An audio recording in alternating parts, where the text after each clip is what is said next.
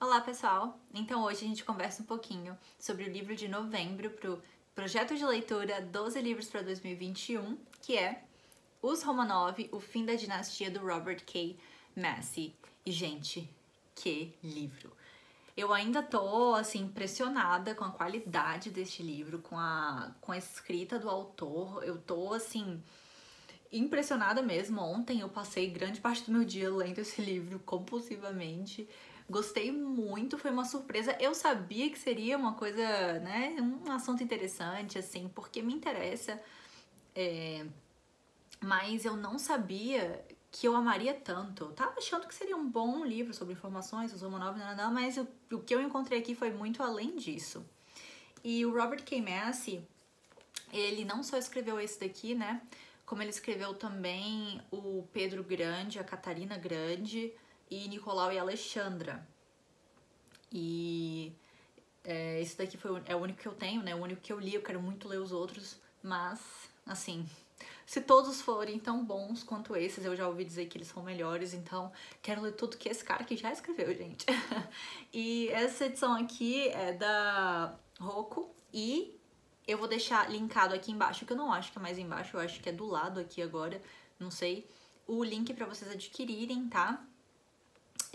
O livro, porque quando vocês compram qualquer livro, na verdade não precisa ser só esse, mas qualquer livro, pelo link lá da Amazon, então vocês ajudam o canal. Então, enfim, se quiserem adquirir, podem usar o link que eu vou deixar.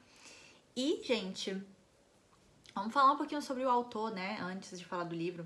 O Robert K. Massie, ele foi, na verdade, um escritor norte-americano. Ele morreu em 2019, se não me engano, com 90 anos.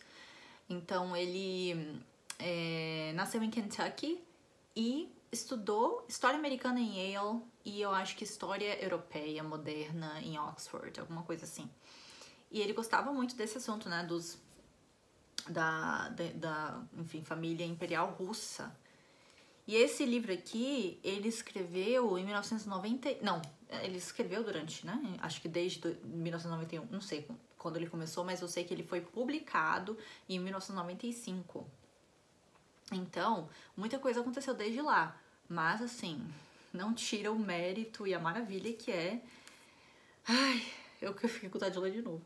Mas esse livro aqui, e esse cara, assim, poxa, posso dizer com todas as... Com tudo, ele é espetacular. Ele é espetacular. Leiam qualquer coisa dele, assim, eu acho que vai ser espetacular. Mas vamos lá, só pra explicar assim rapidamente, né, antes da gente falar sobre o livro mesmo.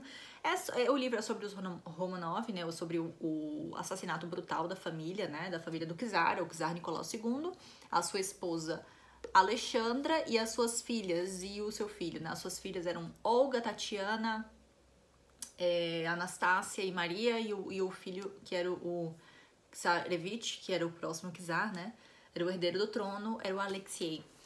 E foi sobre... Ele escreve aqui sobre o assassinato da família, né, gente? Os Romanov, eles foram mortos pelos soviéticos, né? Durante a Guerra Civil, a Revolução Russa, enfim, a Guerra Civil. E eles foram capturados por Lenin. Então, quer dizer, não foi literalmente por Lenin, né? Mas a mando dele. E eles ficaram presos por um tempo e aí depois foram assassinados. Mas vamos lá, né, pra eu tentar explicar um pouquinho desse livro. Ele é dividido em 4 partes, gente. A primeira parte é sobre os ossos da família, tá? A família, ela foi assassinada em 17 de julho de 1918 e os ossos só foram, né, na verdade... É porque eles meio que foram encontrados, os crânios foram encontrados em certo momento, depois enterraram de novo, e depois pegaram de novo em 1991, mas foi nesse momento, então eles ficaram muito tempo debaixo da terra. E muita gente sem saber o que tinha, quer dizer, não foi esse tempo todo sem saber o que tinha acontecido, eles em certo momento souberam, mas a primeira parte do livro, ela é destinada, né, aos ossos, então é falando sobre a parte do DNA, o tanto de coisa que eu aprendi aqui de DNA desse livro, gente, não tá no gibi, porque eu aprendi muita coisa, viu? Assim, é muito detalhado e é muito legal de ler, não é chato, não é entediante. Eu fiquei impressionada como é que uma coisa, tanta informação de DNA pode ser tão legal, mas olha o tanto de post-it que eu coloquei tags e, tipo assim, pra diferenciar cada post-it, porque eu quero voltar neles e ficar lendo, e sensacional.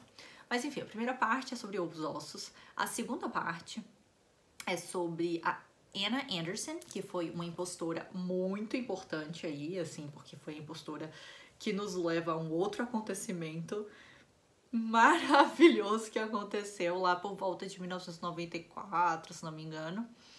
E aí depois a parte 3 é sobre o resto dos Romanov no mundo, né? Como é que ficou a família Romanov depois, porque, como a gente sabe, a família imperial de um país, ela tá linkada em vários outros países, né? A nossa família imperial, quer dizer, a nossa família real brasileira, né? Portuguesa brasileira, a nossa Leopoldina, né? Ela tinha vindo, enfim, da Áustria, a família Habsburgo, né? Então, assim, é tudo mesclado. Aqui a gente vê que a família russa estava em todos os lugares. Tinha na Inglaterra, na Espanha, em vários lugares, gente. Então, a terceira parte é sobre isso, e a quarta parte é sobre a casa de Patiev, que foi a casa onde eles ficaram, tipo assim, os últimos momentos da família, né? Achei maravilhosa a forma que ele desenvolveu aqui a história, né? A linha do tempo, e aqui no final o desfecho foi sensacional. Só que logo no começo, gente, ele já começa de uma forma brutal aqui. Ele começa no primeiro capítulo, na primeira parte do livro, falando diretamente sobre o assassinato. E é uma coisa tenebrosa a forma como aconteceu isso, né? Só para vocês entenderem, os Romanov ficaram presos nessa casa de Patiev, numa cidade da Sibéria chamada Ekaterinburg, e eles ficaram lá por 78 dias.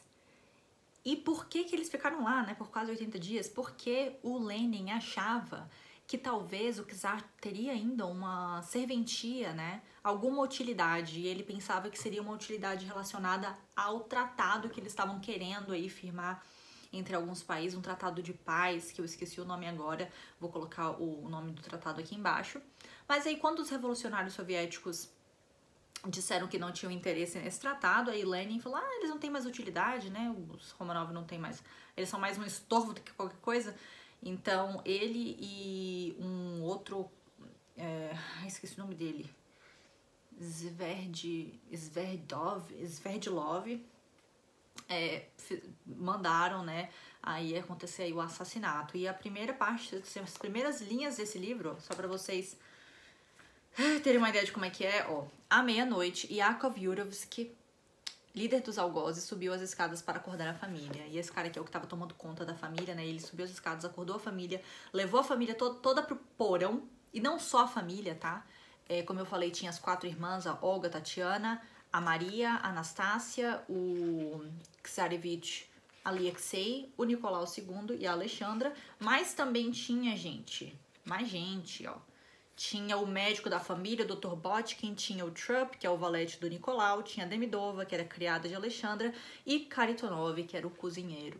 Então, eles estavam lá com a família, né? E aí, esse cara, esse Yakov, pegou todo mundo, colocou lá no porão, disse pra todo mundo que eles iam tirar uma foto, né? Pra posar pra uma foto. Mas não era foto coisa nenhuma, né? Eles pegaram armas e atiraram em todos, né? Acho que até, sei lá, se não me engano, tinha um cachorro da família, que eles falam aqui, um cachorrinho. Nossa, isso quebrou meu coração, mas é logo no começo aqui, ó. A mais jovem, menor, Anastácia, trazia nos braços seu cachorrinho Spaniel King Charles Jamie. Gente, eu não consigo.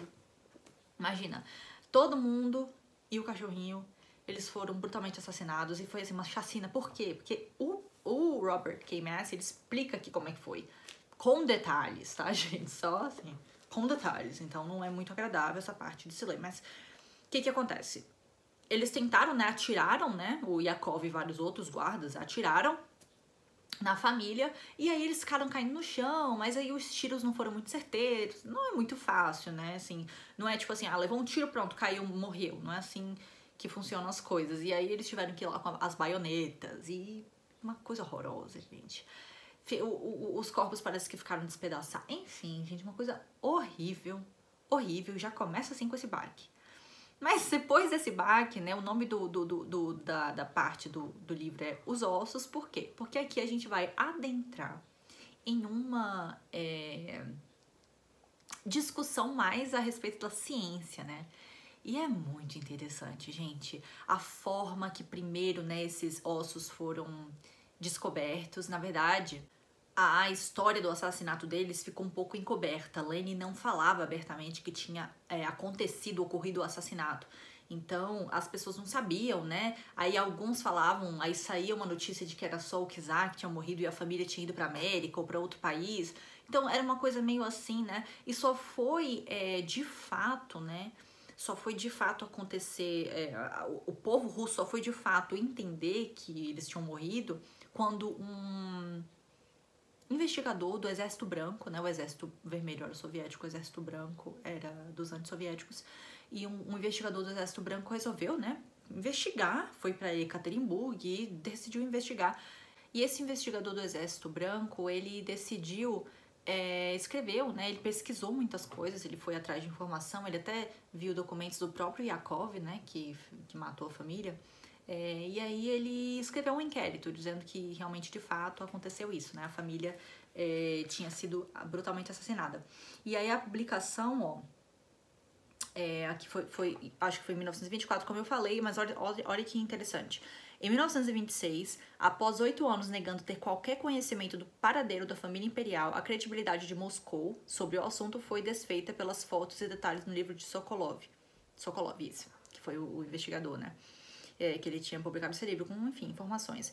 Além disso, os tempos haviam mudado, já não existia o interesse dos alemães pela princesa alemã, que era Alexandra, e Lenin tinha morrido. E Stalin, seu sucessor, né, demonstrava um apreço cada vez mais selvagem, né, quer dizer, cada vez maior pela natureza revigorante da crueldade. Então a gente sabe que Stalin era muito cruel, né, e ele não se incomodava de ter matado a família, assim, da família Romanov ter sido morta pelos soviéticos, não. Assim, o Lenin tentou meio que abafar o caso, mas o Stalin falou, pode falar, morreu mesmo todo mundo. Então, tanto o Exército Branco quanto o Exército Vermelho, nessa época de 1926, os dois, tipo, admitiam assim, não, morreram e foi assim, assado. Então, gente, o que acontece? Em 1980, então, 2 pesquisadores foram encontrar, né, foram procurar lá em Ekaterimburgo os restos mortais da família e eles encontraram 3 crânios. Só que a gente ainda estava no regime soviético, né, comunista, lá na Rússia, era a União Soviética ainda. Então eles morriam de medo sobre o assunto Romanov, né, morriam de medo sobre, enfim, pesquisas e, enfim, né, não queriam, tinham medo, e com razão. E, bom, aí eles resolveram enterrar os crânios de novo e não mexeram mais com isso. Só que aí as coisas começaram a melhorar, né? Tava já no final do regime soviético, veio a glasnost, depois a perestroika, aí em 1989 a queda do Muro de Berlim, e aí em 1991, né, a gente tem aí, não tem mais a União Soviética, o regime soviético, e a exumação dos corpos, ou seja, a real busca, né, e a exumação, tirar os restos mortais da família da Terra foi feita. Aí veio a batalha da identificação dos corpos. E, gente, essa parte é muito interessante. Tem um investigador famoso, renomado dos Estados Unidos e tem um russo, né? O dos Estados Unidos é Maples e o russo é Abramov. E parece que o Abramov já tinha tentado ver quem eram as pessoas ali naquele, né? Que tinham sido enterradas. Mas o que acontece? A gente ainda não tem a capacidade de ver o DNA. Tem que identificar primeiro como eram aquelas pessoas. Então, o sexo, a altura, a idade. Então, tudo isso eles estavam tentando identificar. E aí, o que acontece? O que foi o engraçado aí dessa batalha entre esses dois? O Abramov achava que quem estava faltando na cova, porque eles não encontraram todo mundo, né? Eles estavam faltando 2 corpos, de acordo com as contas deles. E aí, o que acontece? Tava faltando uma filha e o filho, né, o Tsarevich. E aí, para o Abramov, quem tava faltando ali era a Maria, e para o Maples, quem tava faltando ali era a Anastácia. E aí, gente, esse Maples... lá pra frente, vocês vão ver que esse cara vai ser. Mas no começo ele é engraçado. Só que aí ele fica falando, nossa, esse jeito aí que vocês fazem o reconhecimento é péssimo, né? Depois eles começaram a tentar reconhecer por pegar imagens do crânio e fotos das pessoas e colocar, né? Fazer uma sobreposição aí no... Acho que era isso que eles faziam. Eles pegavam as fotos, mas eles colocavam em computador. Eles colocavam em computador a foto no mesmo... na mesma posição, né, do crânio, e aí tentavam fazer essa sobreposição, colocavam a foto em cima e tentava ver quem era quem, enfim. Mas aí o Maples fazia de uma outra forma, ele falou, não, quem não tá na cova não é a Maria, não, é a Anastácia que não tá na cova. Então, tipo, ele ficava, esse povo não sabe de nada. O Maples era assim mesmo. E aí, gente, o que acontece? Né, depois de muitos esforços, estudos e, assim, testes, né, pra poder identificar, de fato... se eram aquelas pessoas, né, se era certinho junto com os familiares e as pessoas que estavam lá com eles, o cozinheiro, né, a dama de companhia, enfim, eles precisaram ver a questão do DNA. Então, como fazer isso, né? Com a parte da Alexandra foi mais fácil, porque o príncipe Philip, que inclusive faleceu, né, há pouco tempo, o marido, né, ex-marido não, o marido falecido, mas o marido da rainha Elizabeth. E ele ajudou, né, a identificar, ele deu o sangue dele pra poder ver se ficava certinho com o sangue né, se dava uma compatibilidade. Nossa, ficava certinho. Se era compatível, se tinha compatibilidade aí, né, com o sangue da Alexandra, e sim, foi compatível, então eles sabiam que aquela pessoa ali era a Alexandra, e aí conseguiam ver, né, que eram as filhas dela.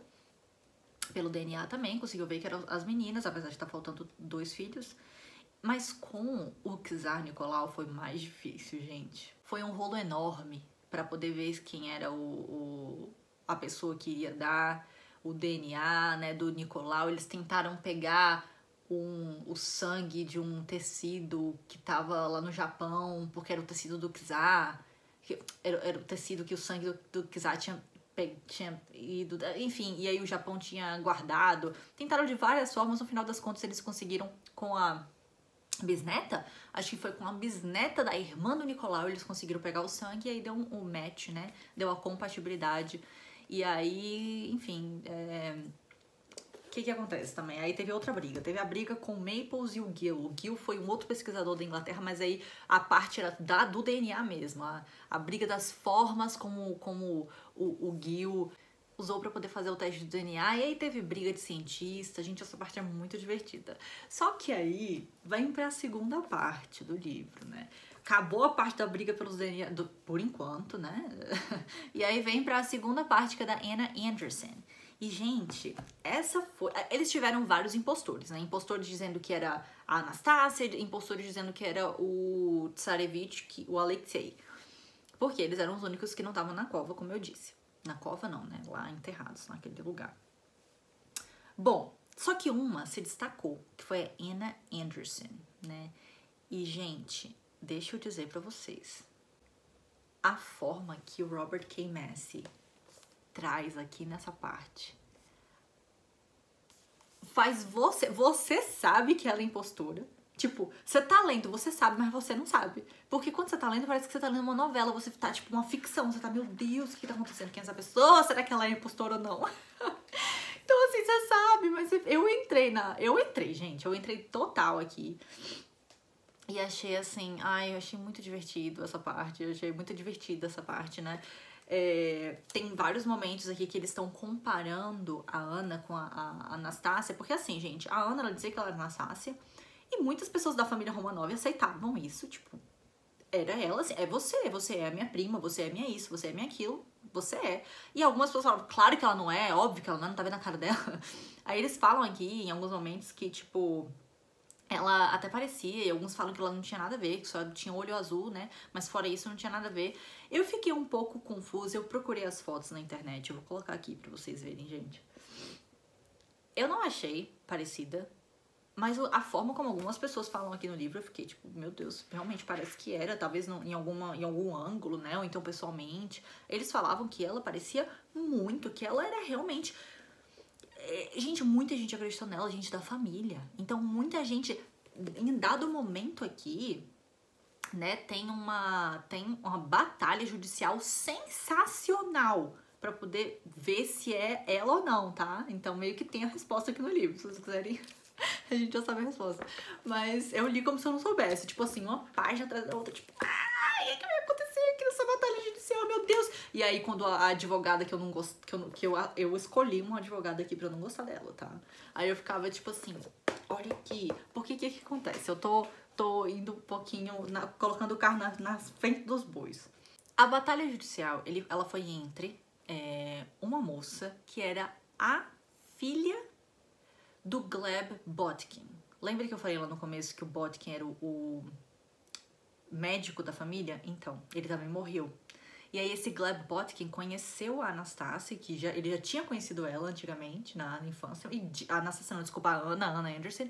E ele disse que a Anna Anderson era a Anastasia, ele acreditava. E ele já tinha conhecido ela algumas vezes, né, quando era criança. Ele acreditava ela. E aí a filha dele tomou as dores, né, da situação. E aí ela entrou na justiça querendo conferir pra ver se a Ana era mesmo, né, pegando o DNA da Anastasia, enfim, da família, da Anastasia não, mas da família, pra ver se era compatível. E essa batalha judicial, gente, eu escolhi essa advogada aqui e fiquei assim, toma na cara, toda hora que ela tomava na cara, falava, tá vendo? Aí quando ela, tipo, ganhava alguma coisa, eu ficava, droga, esperava passar pra próxima página e ver se alguma coisa ia mudar.